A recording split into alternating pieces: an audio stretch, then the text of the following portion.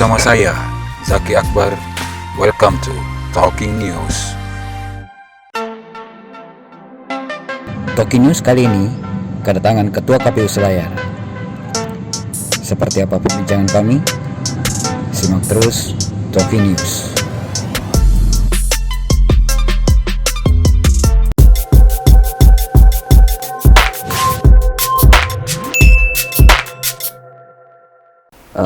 Pak Ketua KPU Selayar, selamat datang Pak di Talking News. Kabar bagaimana Pak? Alhamdulillah baik. Baik. Situasi di Selayar jelang pilkadanya bagaimana Pak? Ya alhamdulillah bagus lah. Mudah-mudahan cerah, semakin cerah untuk sampai selesainya pelaksanaan pilkada. Persiapan KPU itu sekarang? Iya, kalau bicara tentang persiapan kan kita sudah lama. Meskipun sempat ada jeda kurang lebih 3 bulan ya karena COVID-19, sehingga tahapan dihentikan. Tetapi sejak April kemarin kembali dilanjutkan dengan surat keputusan KPU dan keputusan bersama dengan Bawaslu dan DPR RI pemerintah. Nah sejauh ini per hari ini kita sudah, kalau pergerakan data, ini kan persoalan data memang sangat urgent di KPU dan dalam rangka untuk pelaksanaan pilkada kita. Dan memang itu posisinya sangat strategis untuk memastikan pemutahirannya, dan proses pemutahiran itu panjang sehingga saat ini sementara kita lagi pemutahiran data pemilih di tingkat desa kelurahan yang dilakukan oleh teman-teman PPS, sementara dalam waktu dekat akan diplenokan, dan itu berlanjut plenonya nanti di kecamatan sampai di kabupaten. Itu baru pulih sementara untuk melahirkan DPS ya. Data pemilih sementara sekarang sudah ada berapa Pak? Data yang kita olah itu adalah hasil sinkronisasi dari data pemilih atau wajib pilih pemilihan terakhir 2019, kemudian disinkronkan dengan DP4 yang dilahirkan oleh pemerintah. Nah itu yang kita olah sampai kemarin teman-teman PPDP yang jalan ke rumah-rumah warga sensus itu untuk memutakhirkan. Nah dalam konteks tahapan kita pada posisi jelang masuk di DPS, daftar pemilih sementara diplenokan. Itu akan berkembang terus sampai daftar pemilih tetap nanti di akhir ya. Tetapi lagi-lagi kalau data itu kan dinamis sekali. Iya betul. Nah ini yang kata kuncinya untuk di KPU Selayar untuk terkait dengan data ini, kita harus pastikan bahwa semua warga kita yang sudah memenuhi syarat untuk memilih masuk di TPS itu terdaftar, termutakhirkan. Nah, oleh sebab itu maka prosesnya dan tahapannya itu sangat rigid, bertahap, hati-hati kita. Untuk mengantisipasi DPT ganda juga Pak ya? Ya termasuk semua. Itu terkait dengan data. Kalau hal urusan yang lain, ya persoalan teknis pencalonan ya. Iya. Nah, tanggal 4, 5, 6 ini kita sudah masuk di tahapan pendaftaran. Pendaftaran calon bupati, wakil bupati. Tanggal 28 ini sampai tanggal 28 Agustus sampai tanggal 3 September kita pengumuman pendaftaran. Tetapi meskipun itu resminya atau normalnya, tetapi publik kan sudah tahu, khususnya para tim sukses atau LO partai yang akan mengusung. Nah itu yang perkembangan terkait dengan persiapan pencalonan oleh teman-teman. Nah pencalonan ini kan di regulasi kita yang mengatur, baik di terakhir di PKPU 1 2020 yang merupakan hasil perubahan dari PKPU 18 2019, kemudian PKPU 3 2017 perubahannya itu itu memberikan ruang secara resmi dan legitimate lewat 2 cara. Pertama adalah lewat usungan partai atau gabungan partai, yang kedua lewat independen atau perorangan. Nah, di Selayar ini mungkin agak berbeda dengan 11 kabupaten lain. Sepertinya kalau kita lihat perkembangannya, sepertinya akan ditempuh oleh baik calon. Itu bisa juga calon persorangan, bisa usungan partai. Sisa kemudian ya, tergantung mereka yang akan maju itu. Tapi kan yang jalur persoalan sudah ditutup ya? Sudah ditutup, sudah selesai itu. Jadi dan sudah ada yang mendaftar. Sudah ada, dan sudah ada yang memenuhi syarat. Jadi sudah ada satu pasangan yang memenuhi syarat untuk mendaftar melalui calon persorangan. Dan yang jalur independen juga mendaftar lewat jalur partai. Kebetulan Selayar begitu. Jadi dia pasangan ini bisa independen, perorangan, bisa juga partai. Kalau kemudian nanti pada saat dia mendaftar cukup partainya, dalam hal ini kalau hitung-hitungannya di Selayar itu sesuai regulasi kan ya dia harus 20% ya. 20% dari jumlah kursi gabungan partai itu. Nah, kira-kira ini kan isu pilkada Selayar saat ini agak-agak mulai hangat, Pak ya. Ya. Apalagi yang maju dua-duanya orang incumbent lah. Ya, incumbent lah, betul. Bupati versus wakil bupati. Ya, sejauh ini itu yang mempersiapkan diri dan intens komunikasi ke KPU selaku pihak penyelenggara. Kira-kira ketika dua-duanya lolos, banyak yang bilang rawan ini karena pasti tensinya tinggi lah. Iya. Mengantisipasi hal-hal yang tidak diinginkan seperti apa, Pak? Iya, konstelasinya memang agak cukup ini juga sebenarnya, agak apa ya, opini publik sepertinya dominannya berpendapat seperti itu karena mungkin melihat sejarah, pengalaman dan seterusnya. Dan ya memang kalau hanya dua pasangan dia head to head, apalagi kalau kemudian posisinya berasal dari masing-masing incumbent, itu kan terfokus semua perhatian, konsentrasi akan total ke dua-duanya. Nah, tentunya kita di KPU selaku pihak penyelenggara ingin memastikan bahwa layanan kita dan semua tahapan yang kita lakukan sebagai bagian besar proses penyelenggaraan ini untuk mendampingi atau memfasilitasi bakal pasangan calon itu harus dipastikan sesuai dengan regulasi aturan, harus fair, profesional dan berintegritas. Itu dulu yang dari internal kami, termasuk saya kira teman-teman 11 kabupaten kota yang lain pasti berprinsip begitu. Karena kapan pihak penyelenggara tidak melaksanakan tugas tanggung jawab sesuai regulasi, maka itu awal dari kesemrautan proses dan bisa jadi itu akan menjadi embrio munculnya persoalan besar. Nah, itu dulu yang pertama, artinya kami harus perkuat dulu secara kelembagaan, tentunya plus dengan proses tahapan itu harus clear, genuine ya, sesuai regulasi. Nah, yang kedua, kalau lewat kacamata KPU, upaya-upaya yang dilakukan ya mungkin salah satu yang kita lakukan dalam hal bagaimana mengedukasi masyarakat ya. Kalau mengedukasi masyarakat tentang bagaimana menjadi pemilih yang bertanggung jawab, yang berintegritas juga bermartabat, maka pintunya ada di sosialisasi. Kita di KPU di struktur kelembagaan ada divisi sosialisasi dan peningkatan partisipasi masyarakat yang kebetulan 3 hari ini kami rapat koordinasi bagaimana membuat program atau kegiatan-kegiatan ke masyarakat dalam rangka untuk bagian penting itulah mengedukasi masyarakat. Tetapi kami perlu katakan bahwa itu saja sebenarnya tidak cukup. Makanya saya di mana-mana ngomong bahwa ini KPU adalah event organizer, panitia yang menyiapkan panggung bagi putra-putra terbaik daerah. Dan dalam artian kita ini adalah event organizer, maka tanggung jawab moral dan tanggung jawab memastikan integritas penyelenggaraan itu sebenarnya bukan hanya tanggung jawabnya KPU, semua termasuk masyarakat.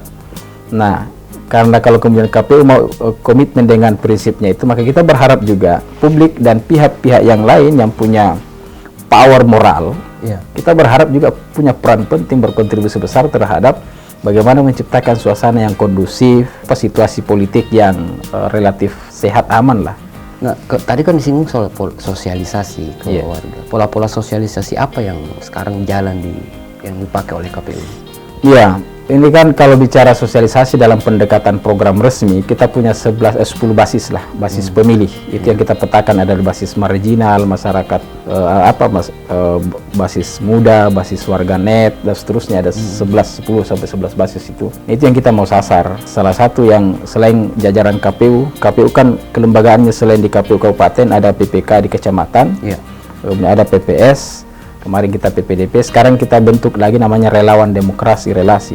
Itu menyebar di semua kecamatan, meskipun jumlahnya terbatas karena persoalan anggaran. Itu juga akan membantu kita komunikasi, memberikan pendidikan pemilih. Yang kedua, terobosan mungkin lewat momen ini mungkin juga saya perlu sampaikan ke publik bahwa ini ada terobosan baru KPU Sulsel yang kebetulan kemarin kami terima. Kita akan bekerja sama dengan lembaga survei.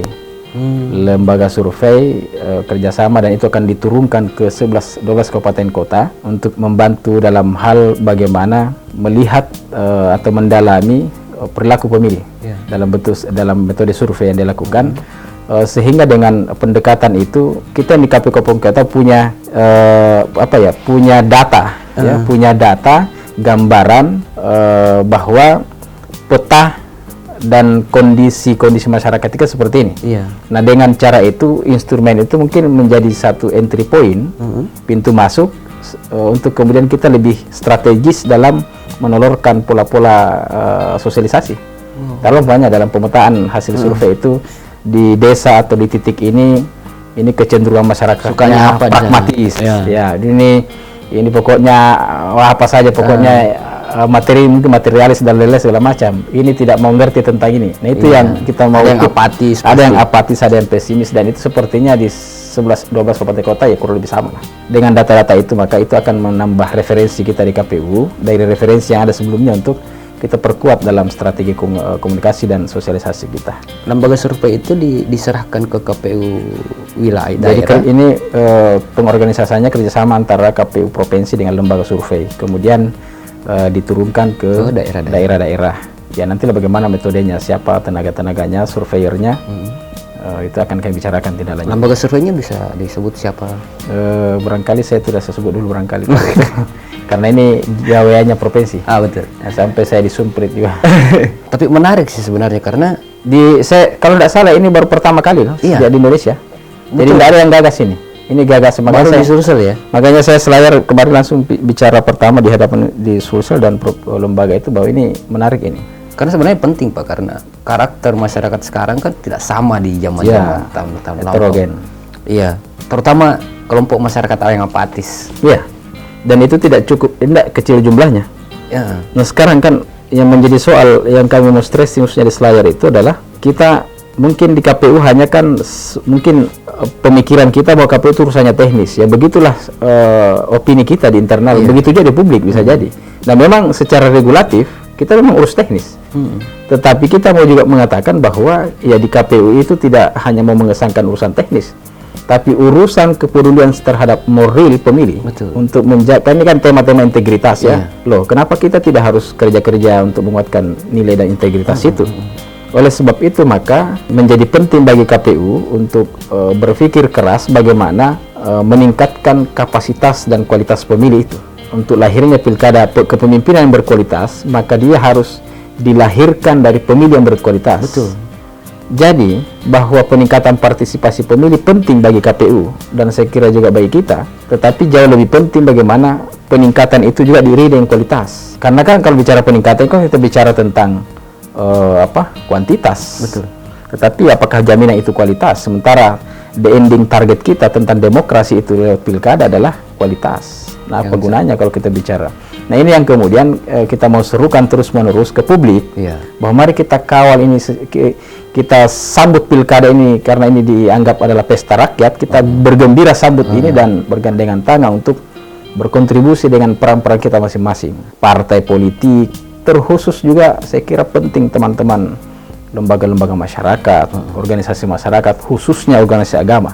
Betul. Jadi kalau bicara tentang tadi itu, bicara tentang potensi konflik, kerawanan, kalau mau ditarik ini sesungguhnya bicara tentang peran masing-masing mereka-mereka yang punya power, moral. Iya kan gitu. Aturan sebenarnya tidak cukup kuat untuk ini. Tapi kalau kelompok-kelompok yang punya power moral itu bergandengan tangan, berkonsolidasi, dan bertanggung jawab untuk memberikan kontribusi terhadap saya optimis. Dan poin penting utamanya ada di kandidat masing-masing. Iya, yang menjadi keluhan dan ratapan kita mungkin selama ini persoalan money politik lah pada Nah, untuk menangkal itu Pak, ini kan jadi itu tadi kalau mengurangi itu potensi itu dengan edukasi. KPU hanya itu aja, pendidikan pemilih. Selebihnya itu kita butuhkan kekuatan-kekuatan moral dari eksternal ya, dari luar. Itu penting. Mungkin orang tidak banyak bicara situ, tapi saya mungkin termasuk orang yang paling sering bicara tentang itu, menyerukan. Baik itu di teman-teman di media, ketika diundang dialog-dialog. Semuanya harus berkontribusi. Selebih daripada itu adalah bagaimana penegakan aturan ya teman-teman Bawaslu tentunya. Karena kalau persoalan pelanggaran-pelanggaran kan ada ranahnya. Kami di KPU tidak bisa terlalu jauh karena bukan ranah kita. Kita hanya mainkan saja teknisnya, kita kawal teknisnya, aturannya dan seterusnya. Kemudian ya urusan persoalan ada pelanggaran itu kan teman-teman Bawaslu. Dari sisi sosialisasi, saya fokus ke golongan masyarakat apatis soal pilkada ini Pak. Betul. Ini kan agak susah untuk disentuh. Iya betul. Nah, strategi KPU Selayar untuk menyentuh itu seperti apa Pak? Untuk teman masyarakat apatis itu. Iya. Ya itulah tadi, karena itu menjadi salah satu pertimbangan maka KPU provinsi menangkap keresahan ini sehingga kemudian kita ajak kerjasama lembaga survei. Itu yang saya bilang tadi, bahwa lembaga survei setidaknya ada input data bagi kita, dan data itu data real dan data ilmiah itu akan menjadi referensi kita untuk mempola kembali, mereformulasi, menguatkan strategi pendidikan pemilih kita dan sosialisasi.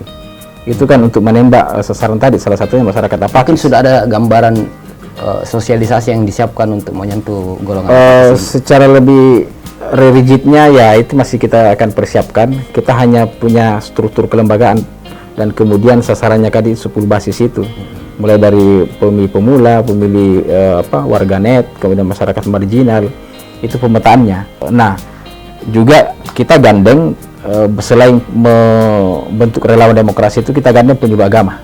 Jadi saya lihat aksesnya, pintunya saya sampaikan teman-teman penyuluh agama lewat program-program pendidikan keagamaan di masyarakat, karena penyuluh agama kan terjun ke masyarakat langsung. Ada kelompok-kelompok pengajiannya.